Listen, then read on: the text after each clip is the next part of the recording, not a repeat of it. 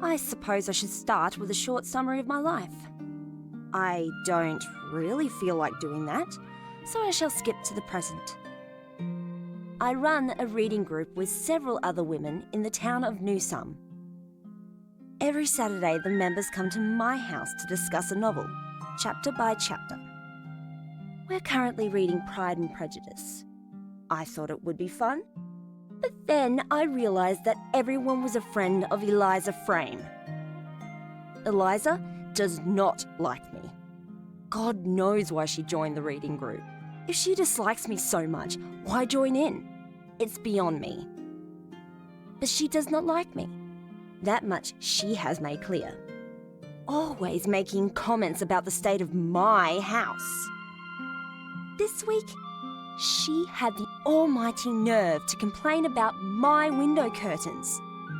"They're practically falling to pieces. No wonder you're not married," were her exact words as she rifled through them, revealing the inner, thinner layers. "I keep those curtains in that position for a reason," I wanted to say, but I bit my tongue. Who does she think she is, the curtain police? It was trying enough when it was only Eliza, but now the others have been doing it. I have essentially been shunned out of my own group. Funny how the amount of work I did organising everything get forgotten and replaced with old curtains and teacups being the wrong colour, or whatever it is that isn't up to Eliza's standards. It's all gossip and politics, my word against theirs. I generally keep to myself, so no one really knows me. But they know her. Of course they're going to listen to her.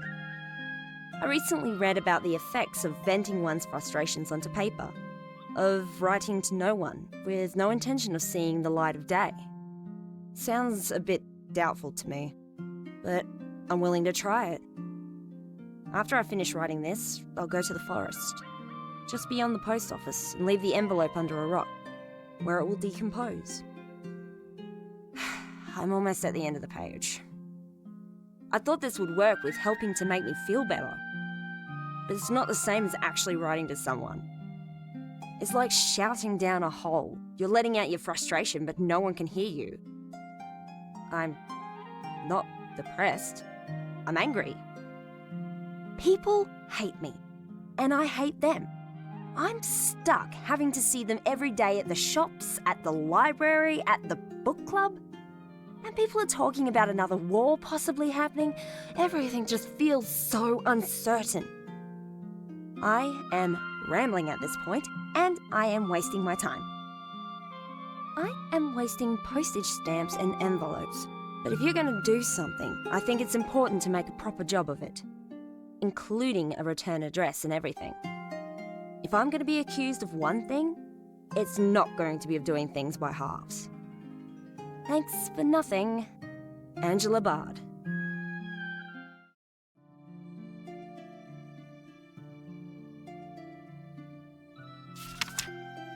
Dear Angela Bard, thank you for your letter. This Eliza Frame sounds like a right serpent. Forgive me if that was too far.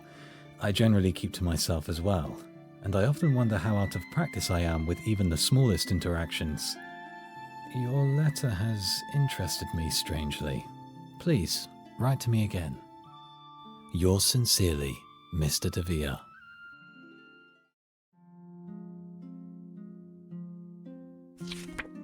To Mr. Devere, what kind of joke is this? Who are you? My letter interests you strangely. Well, the feeling's mutual. But you cannot expect me to continue writing to a perfect stranger. I don't know anything about you. For all I know, you could be some sort of dreadful con man. I don't know if I trust you. You wrote that you keep to yourself? Tell me, how is it that I don't recognize your surname at all?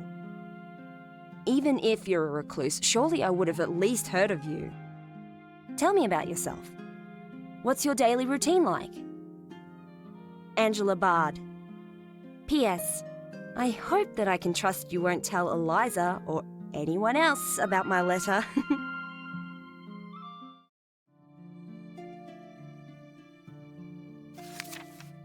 Dear Angela, it seems as though you have, unwittingly, given a lot of information to a stranger who hasn't returned the favour. I agree that that is unfair. I shall use this letter to remedy that. You requested that I write to you a recount of my daily routine. It took me a great deal of thinking to try and make this letter not bore you, but if I have failed, please forgive me. I suppose I should write to you about today. I took a walk through the northern part of Ardmore Forest, taking in the tree-scented air. It's the kind of air that can feel icy down in your lungs in the morning, but I strangely enjoy it. There isn't a path where I go, but I know the forest very well. To the north, there is a very old yew tree, so big that the span of my arms cannot reach halfway around its trunk.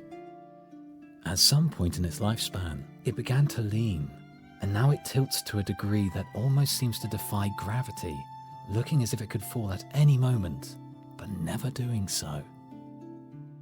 It is... This yew tree creates a nice patch of moist shade that is perfect for growing mushrooms. I collected some.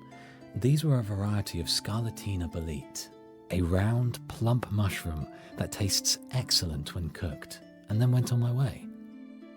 My days involve a great deal of walking. I leave my home, a furnished cave well hidden in a large rock face, and take a wander. On other days, when there's too much rain, I'll stay inside, reading and drawing. While I generally don't leave the forest, I have all I need. I find some interesting curios around the forest. A dropped book here, an abandoned picnic basket there. My home even has a phonograph in almost perfect condition.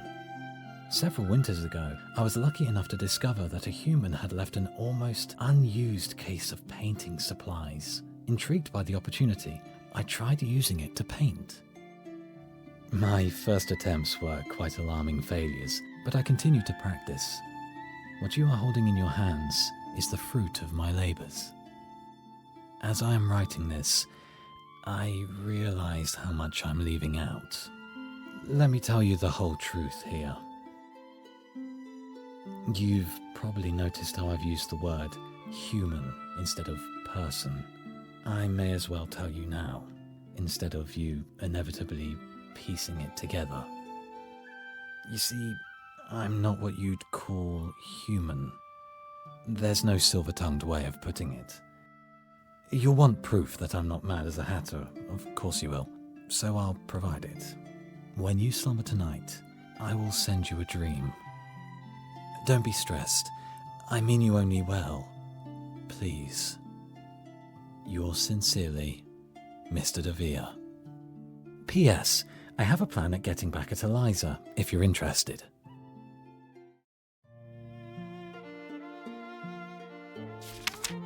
To Devere. Despite my assumptions, I'm convinced. At first I thought you were perhaps a friend of Eliza's, that you were trying to play some sort of mind game with me. But after a night of trying to sleep, I finally did. And what I dreamt felt so real. I was walking through the forest, in a clearing. I found an ornate table holding a tea set and a serving tray covered in cakes. I somehow knew it was for me. I sat down in one of the chairs. When I did, something inexplicable happened. As happens often in dreams, the teapot rose up and poured a cup for me, and a cup for another. You were invisible to me, but I knew you were sitting in the other chair.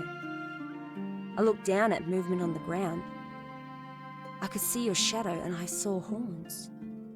I had visions of fur and wolf's teeth and wings made out of feathers.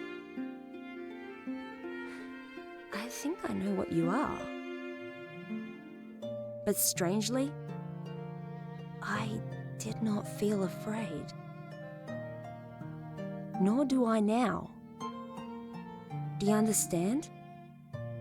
I enjoyed our tea party. After seeing both your letters, I was inspired to make my own illustrated envelope. I tried to draw the dream you sent me. What do you think? I have lots of questions. Can you do other magic? Do your letters go through the postal service? What do you look like? How old are you? I'm sorry if I'm being rude. I just want to paint a picture in my mind's eye. So you like taking walks? I was born in Australia, but moved to Scotland when I was a wee child. In Australia, my parents would have me go on long hikes with them in the bush. And we kept this tradition in Mull. I think I complained about it as a child, but now I look back at it fondly. I live alone, which I like. I don't mind the isolation. In fact, I enjoy it. God knows why I wanted to start a reading group with the other women in the town. Which, once again, brings me back to the subject of Eliza. What do you have in mind for getting back at her? Signed, Angela.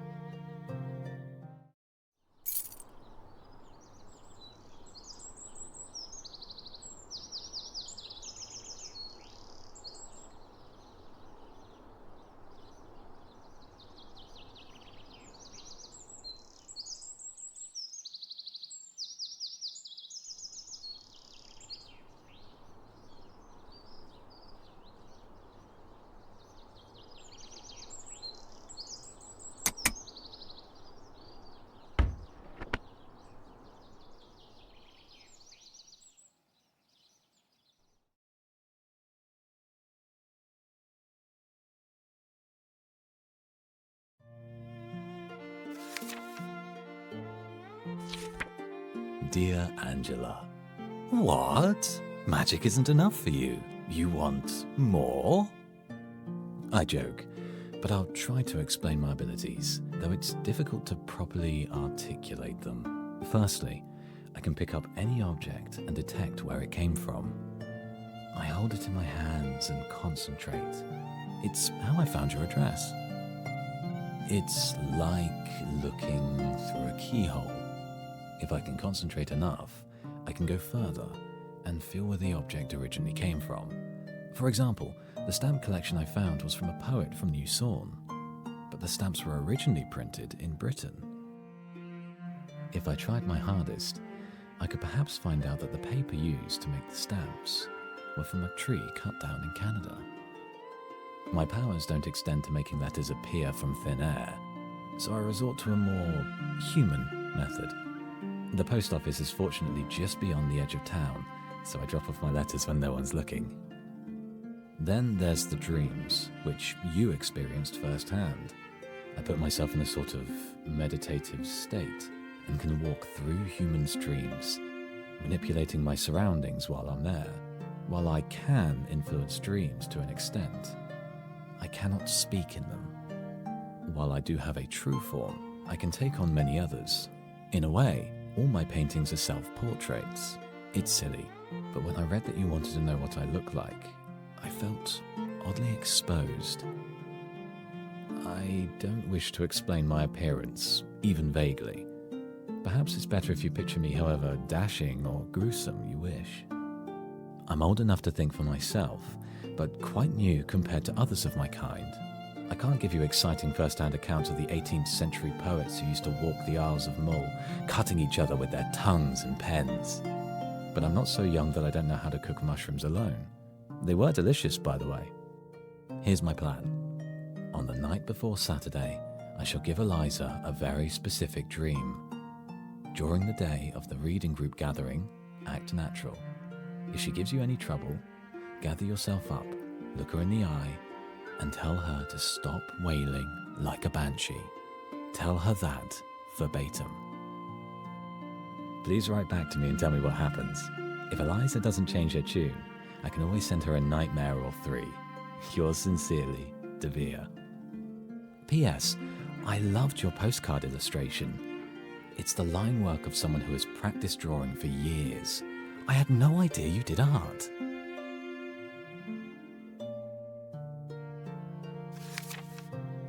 Dear Devere, today I had a very strange experience.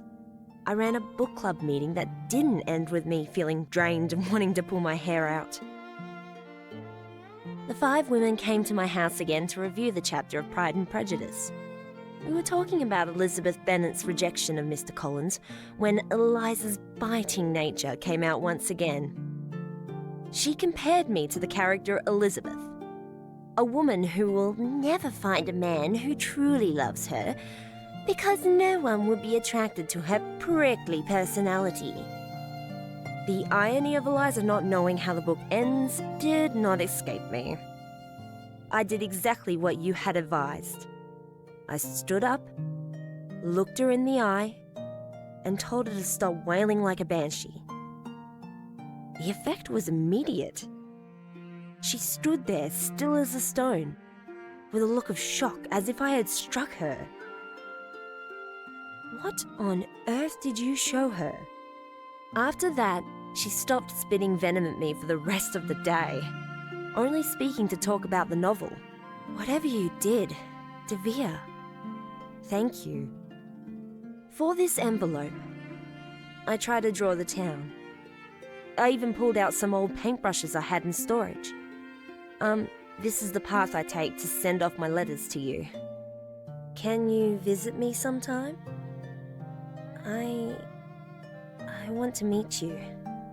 Signed, Angela.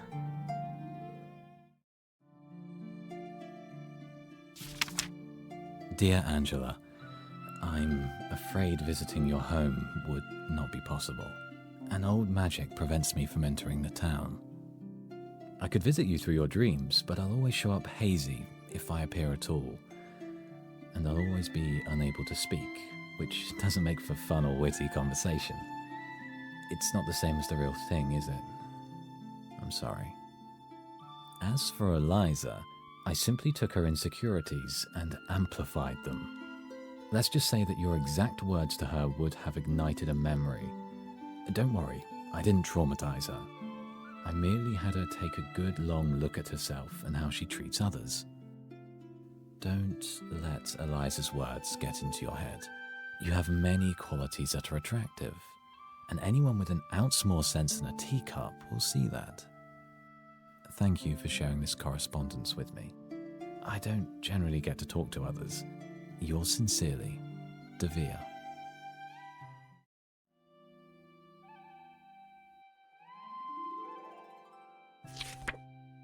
Dear Devere, that sounds so tragic. Because you've given me so much comfort through your letters. A strange thing happened the other day. Another woman said something nasty. But instead of saying something back to her, I didn't. I just felt unpleasantly sorry for her. The realization that she was just a person who didn't understand came crashing upon me. I thought about the advice you gave me. The reason why I'm not married is not because I don't wish to be. Like Elizabeth Bennet, I've rejected the advances of men in the town, even as recently as a few weeks ago. No. The reason why I've never married is because I haven't found the right person. Or rather, because I hadn't found the right person. Devere, there's something I need to say. I've developed feelings for you. I love you. Oh, it feels good to confess this, to commit it to paper. And if you're reading this, it means I found the courage to deliver it.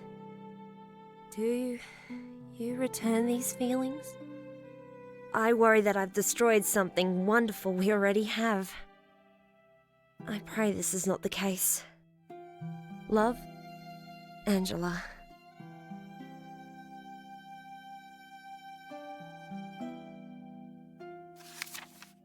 Dearest Angela, how can I not return your feelings?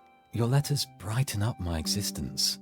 When I wake up, I look forward to walking to the edge of Ardmore Forest to see if you've left me a new addition to our correspondence. When I got the part of your letter where you told me your feelings, I felt whole, like a void I didn't know being healed. I love you.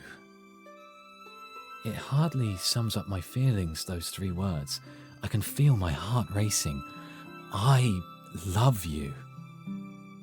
I will show you this poem I've written. It's soppy, I know, but forgive me. When I think of you, I am undone. It was by yonder fell and glen I saw the fairest maiden, and since that day with yearning pain my heart was sorely laden. I love and worship you, dear one. For all your troubles I shall quell. I will take these fires for you. I fear not fate nor hell. Be well, Angela. Yours, Devere.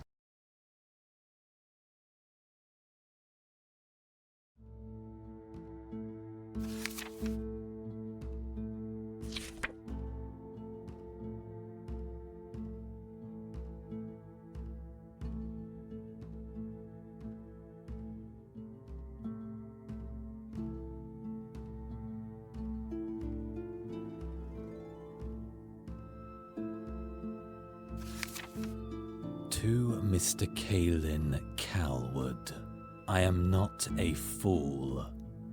Angela never uses that style of paper. She also handwrites her letters. But I assume that you couldn't properly imitate her handwriting because yours is too different. You couldn't even use your own typewriter. This is the one from New Sawn's library, the one with the crooked E. Your letter is a sad, failed attempt at forgery, and an even sadder, loathsome parody of Angela's originals. Do not try this again. Signed, Devere.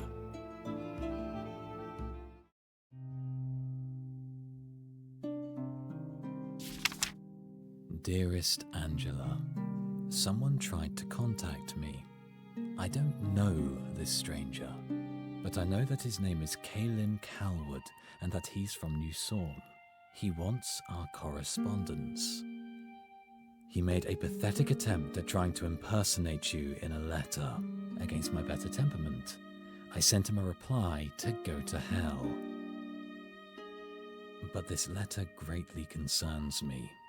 He even left it at the usual spot. How did he know about that? Has he been doing anything to you? I will send him a nightmare to frighten him. My days are filled with thoughts of you. Please, take care of yourself. All my love, Devere.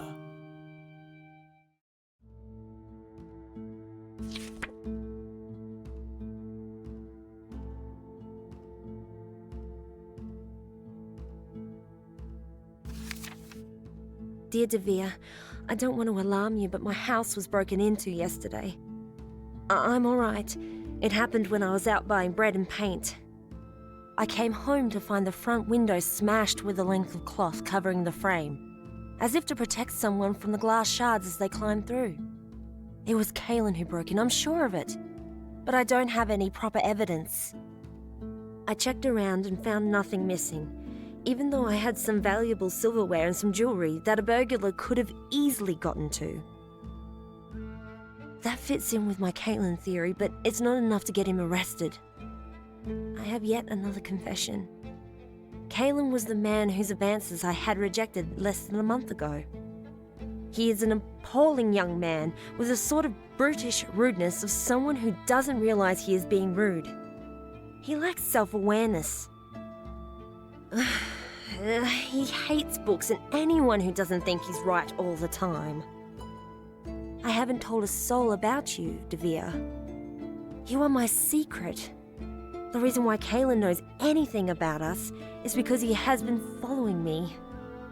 In the corner of my eye, I keep spotting him. In the library, in shops, down the street. I realize now what he was looking for. He wanted to find out if the reason why I didn't return his affections was because I was seeing someone else. He must really want our letters. I've hidden your letters very well, but I want to give them to you where they'll be safe. Kalen already knows about the rock at the edge of the Ardmore Forest. Something he could only have known from spying on me. And you cannot enter the town. We need another plan. Where can I meet you? In case the letter gets intercepted, write it as a riddle and I will solve it. Yours, Angela.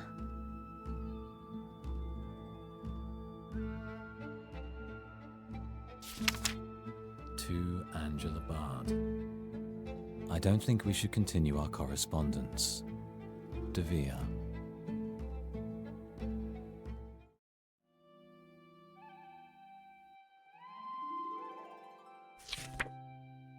Dearest Devere, I want to thank you for the time we spent together in your home. When I waited by the forest, I feared that I had misinterpreted the code in your letter. Forgive me. Your cave is such a warm, restful place. So many books that the town's library doesn't have. Could spend forever sitting in your armchair, taking in each novel. You'd never get it back. I don't understand why you never sent me a true self-portrait of yourself. You look like how I picture an angel. Like from one of the paintings of the Renaissance. You were as kind as I had pictured. One day I'll need to return the favor and cook for you. I never knew mushrooms could have so many different tastes. I think my favorite were the ones that tasted like cooked pork from my childhood. The ones you called angel wings? When we kissed, it was magic. That's how I describe it. So gentle. And then you had the audacity to ask if it was an alright kiss. You're so charming and you don't even know. Hopefully me telling you this doesn't go to your head. When you asked if I wanted to stay the night, I once again became nervous. I wasn't sure what you wanted. I saw there was only one bed, and the armchair, unsuitable for sleep. But my worries soon dissipated. You didn't ask anything of me. You simply lay down next to me and fell asleep. As I lay there between layers of cloth and furs, drifting between sleep and consciousness, I opened my eyes. I saw you walking away to gather more kindling, putting on a thick coat. From my misty, tired vision, it seemed like you had changed your form. A wolf? At first, I thought I was still dreaming. It felt like a dream. But I know it was real. I also want to thank you again for the ring. It's a lovely gift. I didn't say I thought it was pretty to prompt you to give it to me. Honest. The emerald sparkles around the gold band as I walk through the morning sunshine. Rubbing the edge of the gem with my thumb against the band gives me comfort. Forever yours, Angela.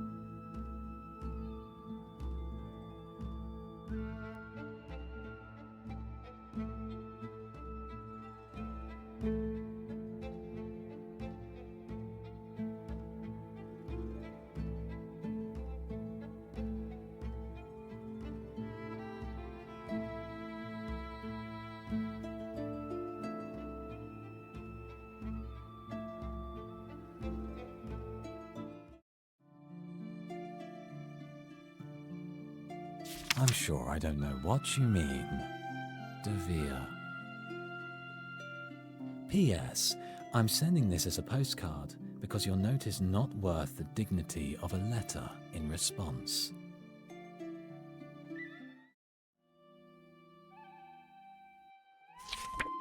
Dearest Devere, I've burned your letter after reading it, as you've instructed. I hated doing that. It was such a beautiful letter, and I don't mean the envelope. I've committed every word to memory. There's nothing to be forgiven, you wrote. I'm touched that you're willing to wait for me. Would you really wait forever? You don't need to answer. I trust you. I want you to fully understand the gravity of that trust. There's no one else I really trust in this town. I can't exactly talk to the women at the book club about this. They'd think I was mad. I went to one of the policemen at the station desk and confided with him about Kaylin following me. The policeman behind the front desk was kind enough and said that he'll give Mr. Carlwood a warning. But I have my doubts that anything will come of it. The police in Newsom are not known for being competent. They're mainly made up of volunteers, some of whom are friends of Kaylin. On my way to the library, Kaylin spotted the ring on my finger. He didn't say anything about it, but when he glanced at it, his face seemed to twist with anger and disgust. I suspect he's jealous. I'm getting tired of this. I'm getting tired of us having to change which rock I hide these letters under. I'm tired of feeling like I've been worn down to a shadow. After spotting the ring, Kaylin tried confronting me about you. He thinks you're a drifter, a vagrant, and other names I won't repeat here. I was close to striking him with a fist. But instead, I turned and walked away. I am tired of having to dodge and weave past Kaylin just to contact you. I want to see you again. I miss hearing your voice already. The Morse code I saw in your room gave me an idea. Be sure to peer out past the forest tonight. Yours faithfully, Angela.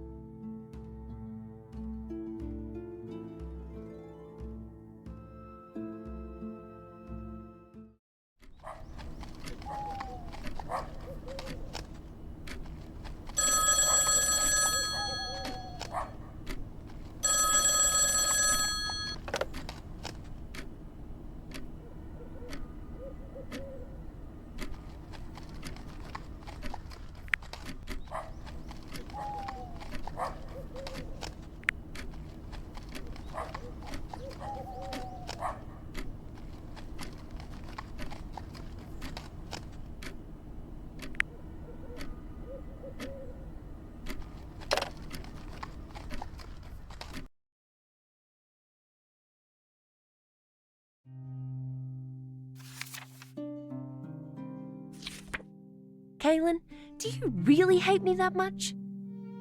You told me that you have 2 large dogs, like it was a threat. I'm not scared of them, I'm not scared of your lies, and I am not scared of you. Let me make one thing clear. I won't let you set your dogs on anyone I care about. Signed, Angela.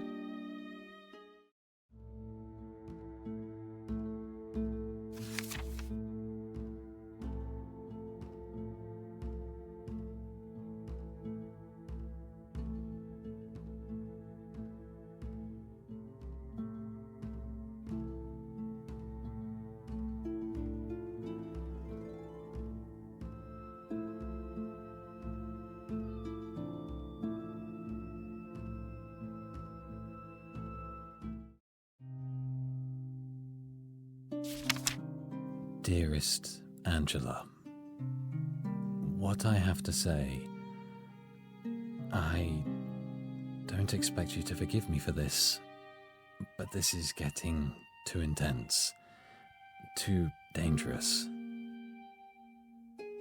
I lied to you. I lied to you about everything. My powers, my supernatural nature, the dreams. None of this is real.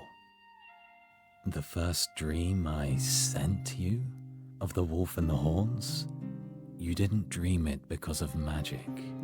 You simply dreamed that image because it was on the first envelope I sent you. And then I told you you'd have a dream. Your expectant mind did the rest.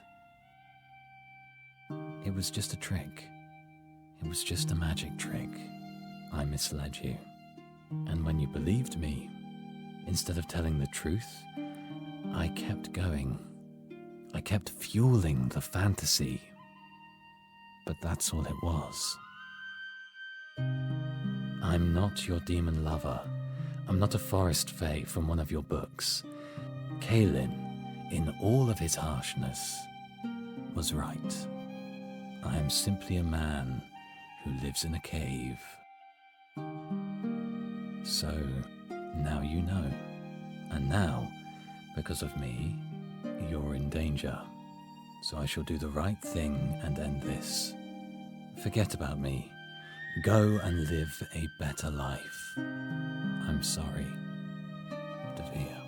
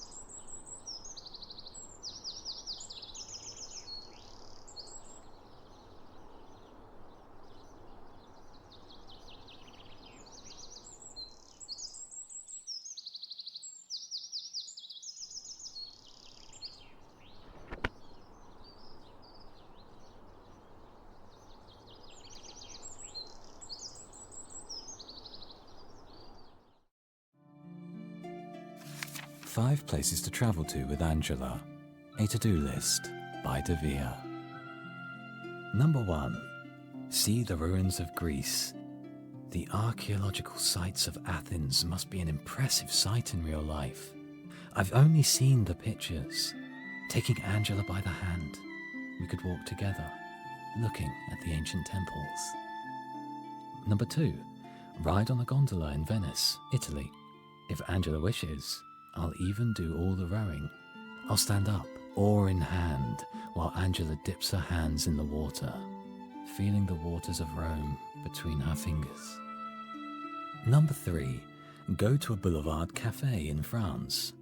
Angela has confided in me that she has never tasted creme brulee. I plan on remedying that as soon as possible. Number 4. Go listen to a musical in England's Royal Albert Hall. We can sit on the balcony and listen to the funniest comedy or the most melancholy ballad. Number 5. The mountain forests of Canada. It will be difficult to cross the Atlantic, or perhaps not. I always seem to find gold when I'm in need of it. But breathing in the scents of Alberta's forests of pine and spruce will be worth it. Sight, touch, taste, sound, scent. I wish to show my love for her with every human sense, to experience the pleasures and delights of the world together. And soon now, we will be free to do that. I am a very lucky devil.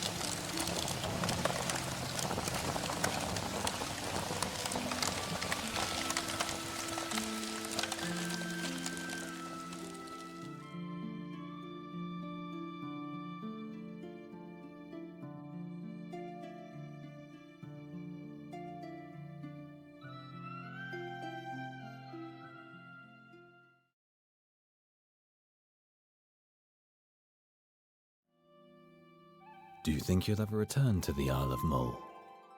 No, Oh, why not?